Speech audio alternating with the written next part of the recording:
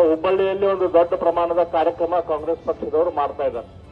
ಆದ್ರೆ ಇವತ್ತು ನಡೀತಿರುವಂತಹ ಕಾರ್ಯಕ್ರಮ PMAY ಅಂದ್ರೆ ಪ್ರೈಮ್ ಮಿನಿಸ್ಟರ್ ಆವಾಸ ಯೋಜನೆ. ಆ ಹೆಸರೇ ಹೇಳುವಂಗ ಪ್ರೈಮ್ ಮಿನಿಸ್ಟರ್ ಏನು ಬಡವರಿಗೆ ಮನೆಗಳನ್ನ ಕಟ್ಟಬೇಕಂತ ದುಡ್ಡು ಕೊಟ್ಟಿದ್ದಾರೆ, ಅದ್ರ ಮೂಲಕ ಆಗ್ತಿರುವಂತ ಕಾರ್ಯಕ್ರಮ.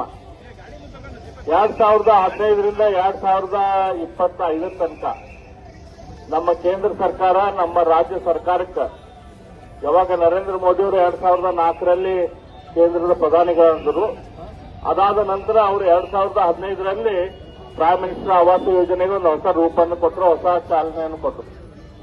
ಅದರ ಮೂಲಕ ಇಲ್ಲಿ ತನಕ 2015ರಿಂದ 2025 ತನಕ 10 ವರ್ಷದಲ್ಲಿ ನಮ್ಮ ರಾಜ್ಯ ಸರ್ಕಾರಕ್ಕೆ ಸುಮಾರು 7,06,000 ಮನೆಗಳನ್ನ ನಮ್ಮ ರಾಜ್ಯಕ್ಕೆ ಕೇಂದ್ರ ಸರ್ಕಾರ ಕೊಡಮಾಡಪಟ್ಟಿದೆ. 7,06,000 ಜನ, 6,000 ಮನೆಗಳು.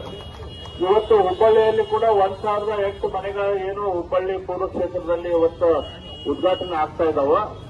ಈ ಮನೆಗಳನ್ನ ಕೊಟ್ಟಿದ್ದು ಕೂಡ ಭಾರತೀಯ ಜನತಾ ಪಕ್ಷದ ಸರ್ಕಾರ.